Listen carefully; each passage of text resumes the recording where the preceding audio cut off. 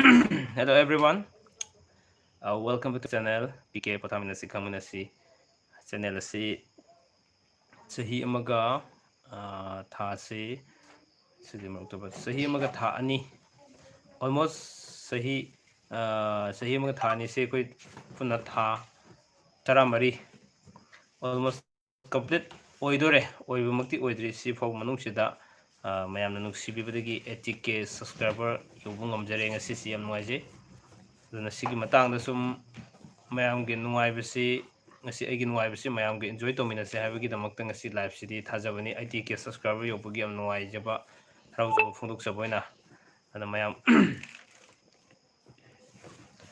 agi target su 100k subscriber yobu di pami mayam sound si tadra mane Ravi Toksom Hamite. Hi kaka. Okay, hi Ravi. Welcome back to my channel. I sound tabra.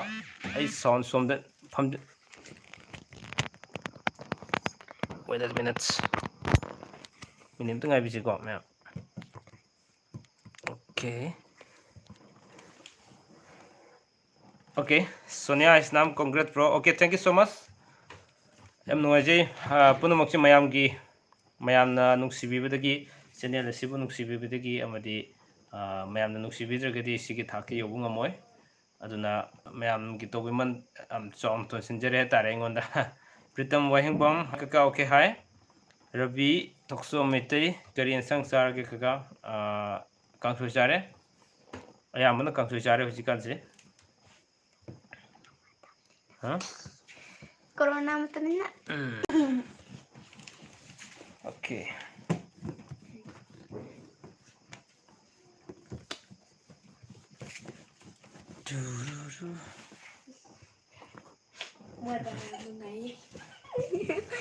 Sah.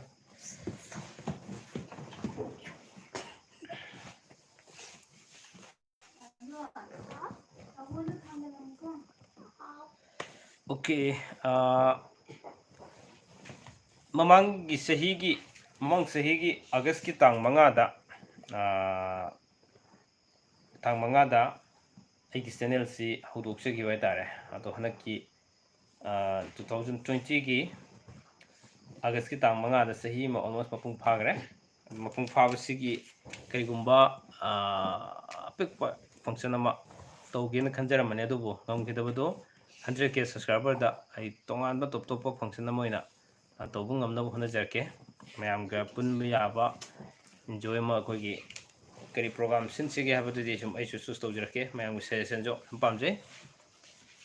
Pritam Wahingbam kaka lockdown se matam se karmaina len bibage sum lel pangnei leri hatare lockdown se YouTube khara thagat mayam gi nuaina khara sinja sumna pangna sana sum lejere hatare salam nambi devi. Hi bro. Okay, hi, welcome back to my channel. Salam nambi kayam kuirige live thaba bro ai hujik tak dari only 3 minutes fari pung mapan chap chana ai live thajabane ngasidi pung mapan taba ngairaba hatare aduso yam kuina di thajaroi pung khai muk tani mapan makhai pu adai mukta thajage aduga kano se aigi left arm se chiti sum kogi nungsi changbi mong khara sum na boy ke khara to basigi tanja sla ko dum khara sum wa ba hatare aduna ITK subscriber yobogi sum mayamga unaningbagi damak sum live si thajabane Ravi Tokchom Maitei kaka haksang khara nungarabo oi khara di nungare Sohali Hassan, congratulations, thank you so much. The notorious SK bro kay enjang sarage kangsoy chare inaw kids tonozum kay tobido ino bro ay khalakige 100k subscriber yorkan doina mayam gi interest ta karigumba amma sum tawjirake hari photo sum koi blue omoina semjaba yabagi mong sum sinjirake tare sumna adubu hari singse 100k subscriber yoba or yogda baibase mayamna nungsibibagi makha loina pol hetare aduna aigidi mayamgi nuai janaba nuai ngakhtang ojo pothabinaba angamba thakta khar sum honajarakpa ꯍꯣꯠꯅꯖꯔꯤꯕ ꯃꯌꯥꯝꯁꯤꯡꯁꯤ ꯃꯌꯥꯝꯒꯤ ꯁꯍꯖꯣꯛ ꯄꯤꯕꯤꯕ ꯁꯍꯖꯣꯛꯇꯨꯅ ꯃꯔꯝ ꯑꯣꯏꯔꯀꯥꯟꯗ 100K ꯁꯕꯁꯀ꯭ꯔꯥꯏꯕꯔꯁꯤ ꯌꯧꯕꯤꯔꯒꯗꯧꯔꯤꯕꯅꯤ ꯉꯁꯤ 80K subscriber ꯌꯧꯔꯤꯁꯤꯁꯨ ꯈꯪꯍꯧꯗꯦ ꯍꯥꯏꯇꯥꯔꯦꯀꯣ ꯁꯨꯝ ꯌꯧꯅꯕ ꯍꯣꯠꯅꯕ ꯀꯥꯟꯗꯗꯤ ꯋꯥꯕ ꯌꯧꯔꯦꯅ ꯐꯪꯉꯀꯥꯟꯗꯗꯤ ꯁꯨꯝ ꯈꯪꯍꯧꯗꯕꯒꯤ ꯍꯧꯈꯤꯕ ꯃꯇꯝ ꯈꯪꯍꯧꯗꯦ ꯑꯗꯣ ꯑꯗꯨꯝ ꯑꯣꯏ ꯍꯥꯏꯇꯥꯔꯦ Sanjoy Soram hi bro congratulations thank you so much Sanjoy Soram Khupmang Smites good evening okay good evening okay ngasi ꯊꯦꯡꯕꯒꯤꯔ ꯅꯠꯇ꯭ꯔꯒ ꯀꯔꯤꯒꯤꯅꯣ ꯂꯥꯏꯚꯁꯤ ꯊꯣꯔꯛꯄꯒꯤ ꯆꯥꯡ ꯈꯤꯇꯪ ꯋꯥꯠꯂꯦ ꯑꯩꯒꯤ ꯅꯨꯡꯉꯥꯏꯕ ꯃꯤꯀꯨꯞꯁꯤꯗ ꯃꯤ ꯃꯄꯨꯡ ꯐꯥꯅ ꯂꯥꯛꯍꯟꯅꯤꯡꯕ ꯍꯥꯏꯇꯥꯔꯦ ꯉꯁꯤꯗꯤ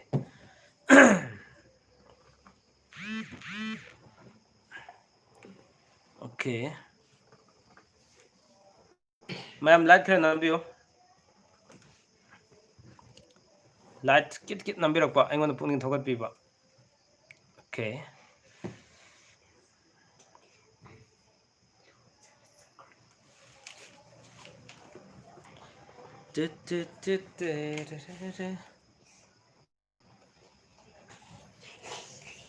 Okay.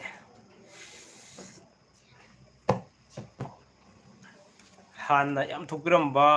ꯑꯩꯒꯤ ꯂꯥꯏꯚ ꯉꯥꯏꯕꯤꯔꯝꯕꯁꯤꯡꯗꯣ ꯂꯥꯏꯚꯁꯦ ꯉꯁꯤꯗꯤ ꯏꯊꯣꯛ ꯊꯣꯛꯄꯤꯔꯛꯇ꯭ꯔꯦ ꯀꯔꯤ ꯇꯧꯁꯤꯒꯦ ꯉꯁꯤ 80K ꯁꯕꯁꯀ꯭ꯔꯥꯏꯕꯔ ꯌꯧꯕꯒꯤ ꯃꯌꯥꯝꯒꯤ ꯑꯄꯥꯝꯕ ꯑꯗꯣ ꯀꯔꯤ ꯇꯧꯁꯤꯒꯦ ꯈꯟꯅꯁꯦ ꯀꯕꯤꯇꯥ ꯑꯣꯈ꯭ꯔꯝ ꯑꯃꯗꯤ ꯁꯖꯦꯁꯟꯁꯨ ꯄꯤꯕꯤꯔꯛꯑꯣ ꯍꯥꯏ ꯑꯣꯀꯦ ꯍꯥꯏ ꯃꯌꯥꯝꯒꯤ feedback as well as suggestion ꯄꯥꯝꯖꯩ ꯍꯧꯖꯤꯛ ꯐꯥꯎꯗ ꯂꯩꯔꯤꯕ ꯀꯩꯅꯣꯁꯤꯗ ꯁꯖꯦꯁꯟ ꯑꯃꯗꯤ ꯐꯤꯗꯕꯦꯛꯁꯤꯡꯗꯣ ꯀꯔꯤ ꯀꯔꯤ ꯃꯌꯥꯝꯅ ꯊꯝꯕꯤꯅꯤꯡꯕ ꯑꯃꯗꯤ ꯀꯔꯤ ꯇꯧꯔꯒꯗꯤ 100K ꯁꯕꯁꯀ꯭ꯔꯥꯏꯕꯔꯁꯤ ꯌꯥꯝ ꯊꯨꯅ ꯌꯧꯒꯗꯒꯦ ꯍꯥꯏꯁꯨ ꯃꯌꯥꯝꯒꯤ ꯋꯥꯈꯜꯂꯣꯟꯗ ꯂꯩꯕꯤꯕꯗꯤ ꯈꯤꯇꯪ ꯁꯤꯌꯔ ꯇꯧꯕꯤꯔꯒꯗꯤ ꯌꯥꯝ ꯅꯨꯡꯉꯥꯏꯖꯅꯤ ꯉꯁꯤꯒꯤ ꯑꯣꯏꯅꯗꯤ ꯄ꯭ꯔꯤꯇꯝ ꯋꯥꯍꯦꯡꯕꯝ ꯏꯁꯩ ꯁꯛꯄꯤꯔꯛꯑꯣ ꯏꯁꯩꯗꯤ ꯍꯩꯖꯗꯦꯍꯦ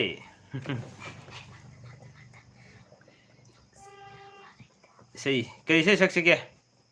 ꯃꯌꯥꯝꯅ ꯅꯨꯡꯁꯤꯖꯔꯕ ꯁꯕꯁꯀ꯭ꯔꯥꯏꯕꯔꯁꯤꯡꯅ ꯈꯟꯕꯤꯔꯛꯑꯒꯗꯤ ꯁꯛꯄ ꯇꯥꯔꯦ ꯃꯇꯦꯛ ꯃꯇꯦꯛ ꯃꯄꯨꯡ ꯐꯥꯕ ꯏꯁꯩ ꯑꯃꯇ ꯍꯩꯇꯦ ꯏꯌꯥꯝꯕꯒꯤ ꯄꯥꯎ ꯇꯥꯕꯗ ꯑꯩꯈꯣꯏꯁꯨ ꯌꯥꯝꯅ ꯅꯨꯡꯉꯥꯏ ꯀꯣꯡꯒ꯭ꯔꯦꯆꯨꯂꯦꯁꯟ ꯏꯌꯥꯝꯕ ꯃꯇꯨꯡꯗꯁꯨ ꯃꯥꯏ ꯄꯥꯛꯄ ꯑꯣꯏꯕꯤꯌꯨ ꯊꯣꯏꯕ ꯍꯩꯁꯅꯥꯝ ꯊꯦꯡꯛ ꯌꯨ ꯁꯣ ꯃꯆ ꯊꯣꯏꯕ ꯌꯥꯝ ꯅꯨꯡꯉꯥꯏꯖꯩ ꯅꯣꯏ ꯃꯌꯥꯝꯒꯤ ꯁꯨꯃꯥꯏꯅ ꯑꯩꯉꯣꯟꯗ ꯄꯨꯛꯅꯤꯡ ꯊꯧꯒꯠꯄꯤꯔꯛꯄ ꯑꯃꯗꯤ ꯊꯥꯒꯠ ꯋꯥꯍꯩ ꯊꯝꯕꯤꯔꯛꯄ ꯃꯁꯤꯅ ꯑꯩꯉꯣꯟꯗ ꯍꯦꯟꯅ ꯃꯌꯥꯝꯒꯤ ꯁꯦꯕꯥꯁꯤ ꯃꯄꯨꯡ ꯐꯥꯅ ꯇꯧꯕ ꯉꯝꯒꯅꯤ ꯍꯥꯏꯕꯒꯤ ꯊꯥꯖꯕꯁꯤ ꯊꯝꯖꯩ ꯍꯥꯏꯇꯥꯔꯦꯀꯣ ꯑꯕꯤ ꯀꯕꯤꯇꯥ ꯁꯥꯄꯝ ꯒꯨꯗ ꯏꯚꯤꯅꯤꯡ ꯗꯥꯏꯃꯟ okay good evening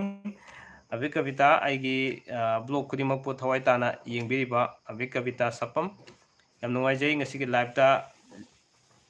ꯊꯣꯛꯄꯤꯔꯛꯄ okay Pritam ꯀꯔꯤ ꯏꯁꯩ ꯁꯛꯁꯤꯒꯦ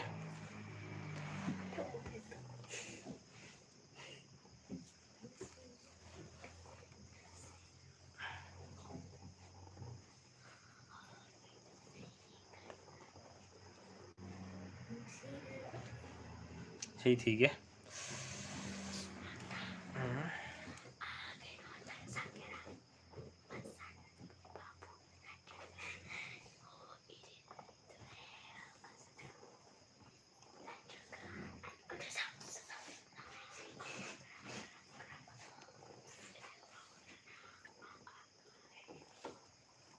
ओके हेंथोय सलाम good evening sir okay good evening हेंथोय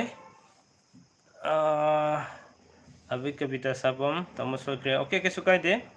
प्रीतम वायंगबम ककाना पामजबा मसलो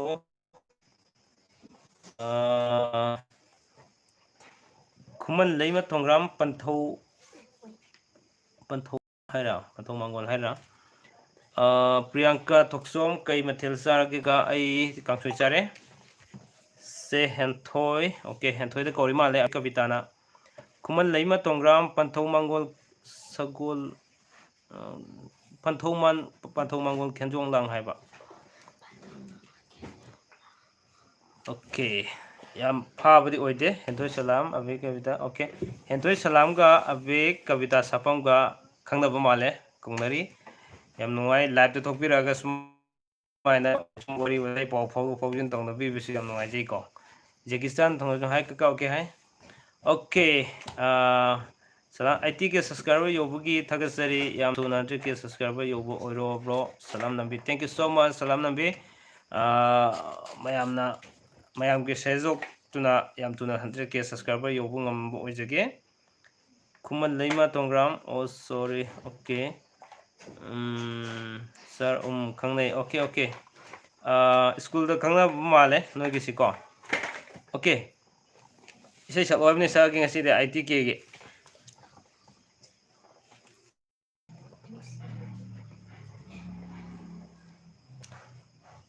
Panthau mangjon okay Panthau mangol khenjong lang sarayung khamang da tha samlang koi kak nari binuja kariba pangandem oina sai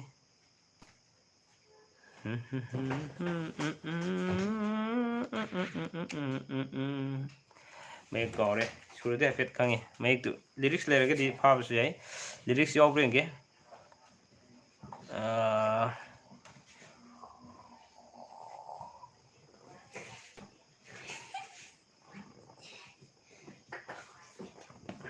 Panthau mangol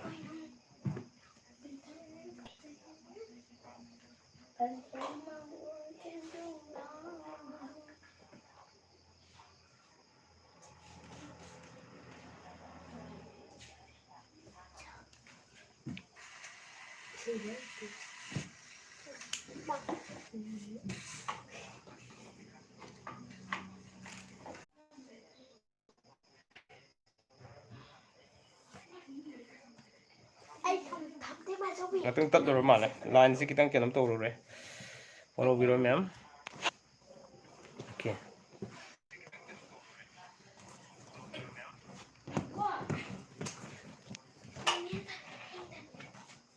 okay okay LZM Army Gaming videos kaka okay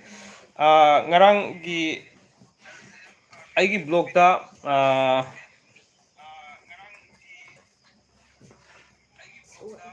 ai et amoina hapsakibane hojik mayamna ubiriba LZM Army Gaming videos koi angai naumagi magi channel ne si mayamna subscribe to view habasing asigi aigi ITK yobagi nungai mikup sidaso aigi non pasigi magi YouTube channel asisu LZM Army Gaming videos game gamari dinam kharisum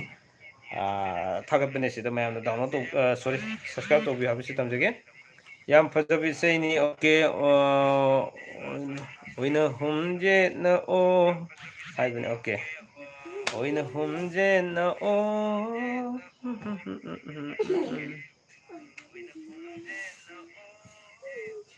Panthau mangjon khenjong la sara ai fajana fajarake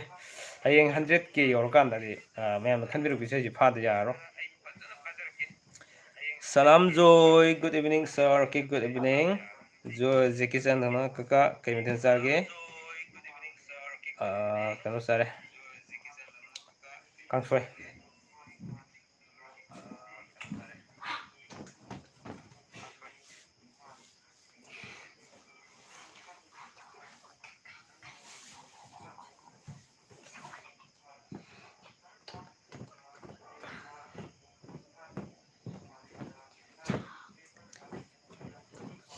Hausi aina asi aroibda message am leri ma'am community koi channel hana sida hi ana ma irize sigi channel sine ai sidi thajabani ko channel si ma'am dum da khangan jage na ai ani subu channel do anak si thaba kitang chinbagi mapung phana thagat bodi ngamdri adu kharadi thagat jakrabane sum adu mayamna sarib channel si subscribe to view aduga ngasai ina mamanga thamjaki ba LJM Army Gaming duso subscribe to view habisi thamjage ai ani sub channel ni community koi channel haina mayamna ubirise koigi ibudo pakhang bagi aduga salai dare ki piran ani thamaga leriba magi DP hapne thoiba islam yambaga tanadaba yadaba nanaugi thabak ama leijai about nupa pokpagi okay yamba phone amukta tawjarake karamba matamdana kara komgudage okay hayeng hayeng se pung ꯃꯥꯄꯟ ꯃꯈꯥꯏ ꯑꯗꯨꯋꯥꯏꯗ ꯁꯪꯕ ꯌꯥꯏ ꯑꯗꯨ ꯇꯧꯁꯦ Satish ꯑꯍꯟꯊꯦꯝ sir congrats keeps going on best wish for future thank you so much Satish Ahanthem unadaba kuire yam nungaijay ngasi thokpirakpa okay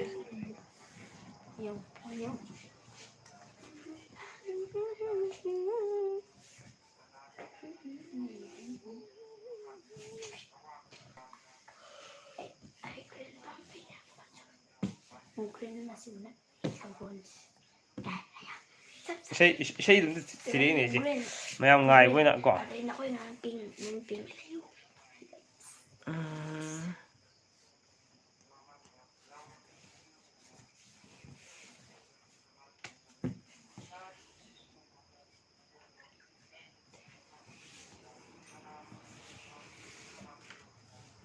tabo ta hanjaragi ma'am I luxury kaka Ronan from okay welcome back to my channel Romesh Mochum congratulations kaka yai photo view thank you so much Romesh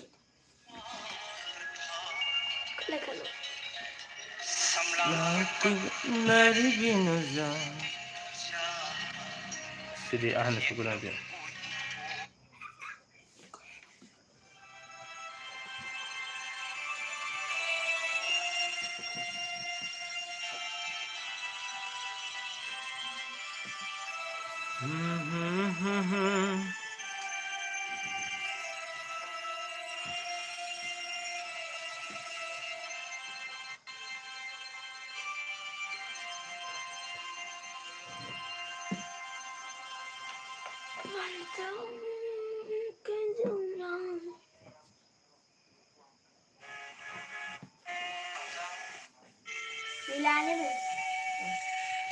Banthau mangon khenjola Sarayum khamang datha Samla kwaga naribinza Ina oi unje no Pangan ding koi sari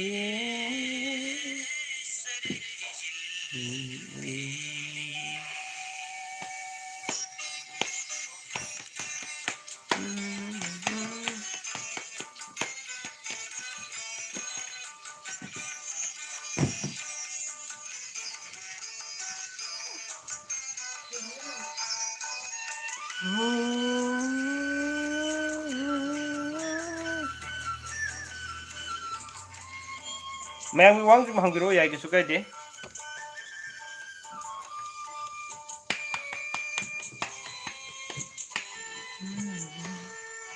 Banthau mangon khenjong la Sarayu khamang datha Sammangon khenjong la Sarayu khamang datha Samlang naribinuza Ina oi oi na hunje na o Mandem jagoi sari Banthau mangon khenjong la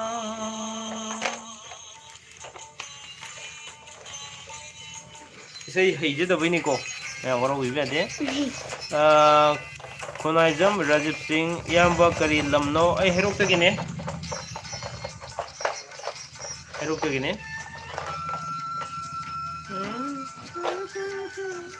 Nirhat Nupi ani nupa yaima oibase kamai tauge Nupi ani nupa yaima Okay keso akai beliroi yaima habista bukhra disum moksina bukhra disum leibani matang chana khar himshana bi hoga tare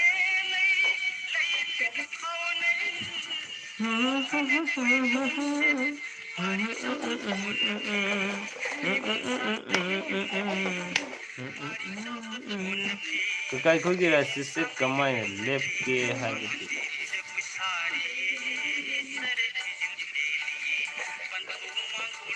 Runane from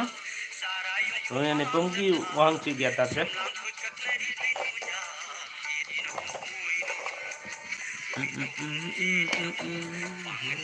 Jago sari thấu mang khen cho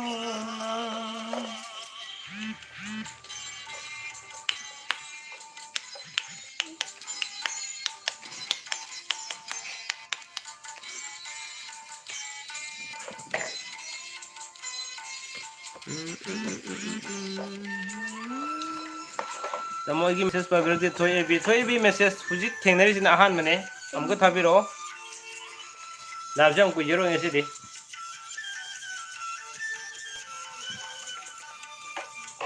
Chang खितंग नुंगाइदबनिना live कुइना थाब यादे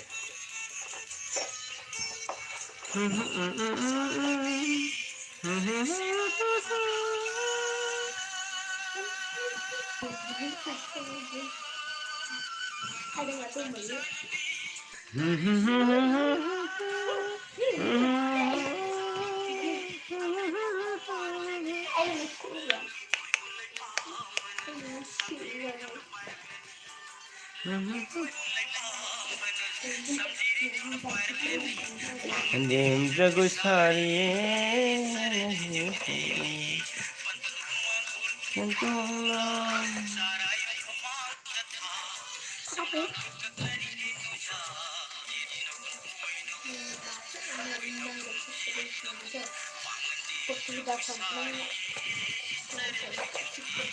Kunci isai sakna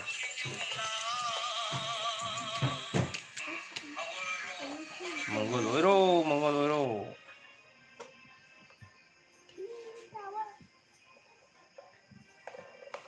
Okay isagi gari lerdi uga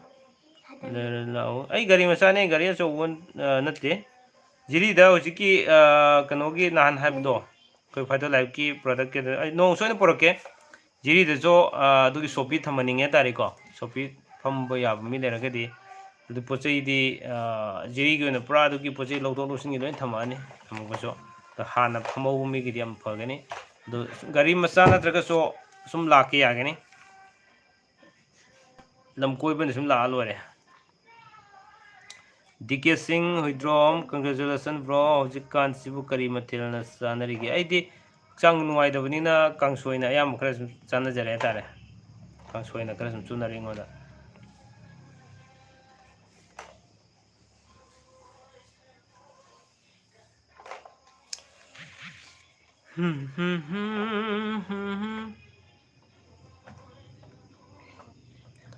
lap na lot na lay Okay mayam ai yam kuina thaja roge live si sang khitang nuang ta bam lering onda oro bi ade mathangi live ta mapung pha nam to mayam thengna se ngonda am sang si anaba ma yore sik si aduna mayam fajana enjoy to minaning bane adubu 100k yor kan doina mayam mapung pha na unamina se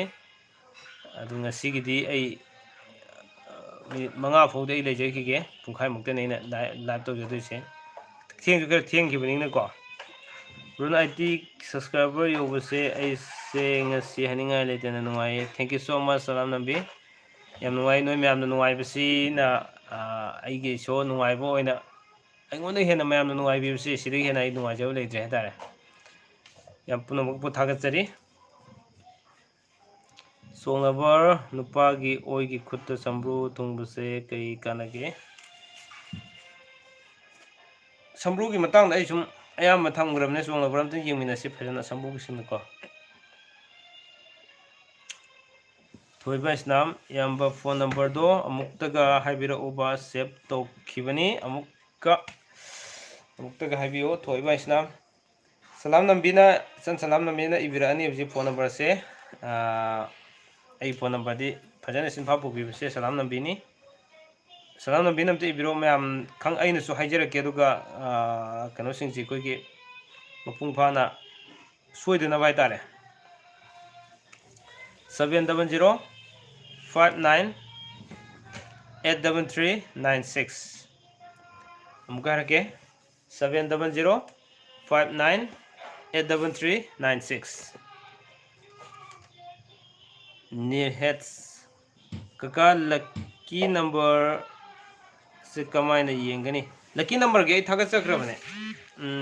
aduga harap manaba atopa amasu ai thaga lakini lucky number ge sahi da pokbu sahi da yengado ba amasu lei adu nataba amasu thaga chakrabane hana Jadi aigi number se salam nambini ibire thoi hasnam yengbiro thoi ba hasnam yengbiro salam nambini ibire se 700598739 okay right singajit mayam share to view 100 case yo holase khara to na thank you so much singajit yam nuai je comment si par hen ingon yam nuai jam oire tare romesh mutum ka aigi message pa biraktre ingon da yorok to bigini ko Natun si dokra lay na. Tagas dari yamba, okay. Bye bye Islam. Welcome.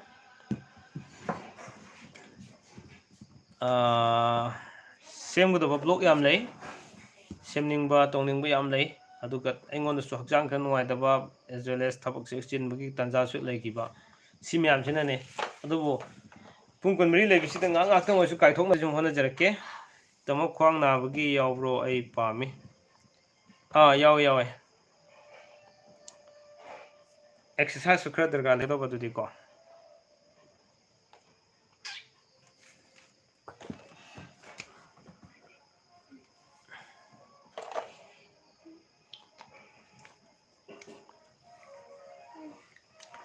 okay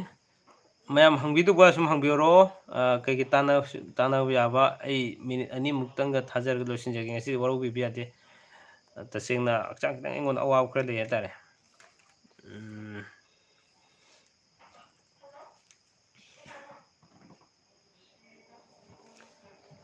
Naike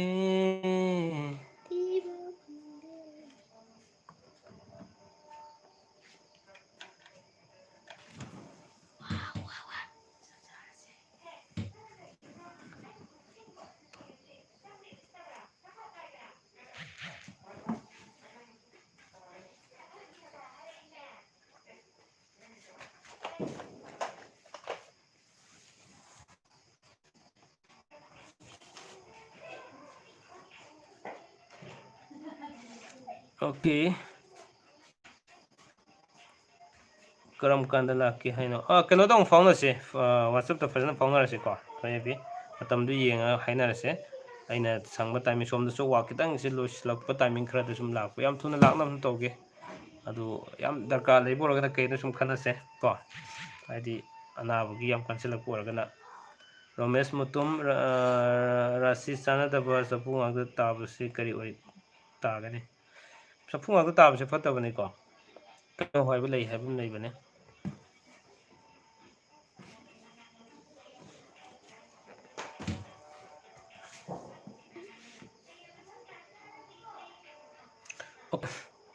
kuma lei ma tongam thank you kaka isai sakpirak pagi stage save kaka thank you so much em nuai je mayam aroi boina haibining bodo thambining ba suggestion pibining ba feedback pibining ba comment pibining bodo minute amatang matam lojage mayam aduga sum yengjage dang ai mai thong hana kitang mandara moi ngasi harau godo mingkop sida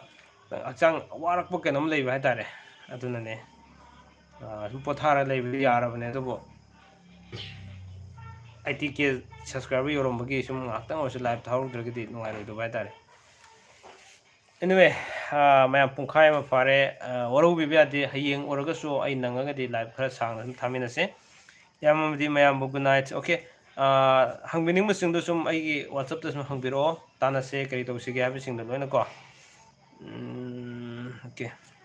mayam waru bi biati mayam gi sejok te gi ITK subscriber yogjare makhatana nusibiu support to view 100k subscriber yogjage mayam gi minungsi mayam gi sejok yaudrigi ngamoi habu wafam thamjaraga ngasi gi tang akchang da wawam lere aduna ngatang potha jage waru bi biati mayam Sorry. good night everyone as well as thank you so much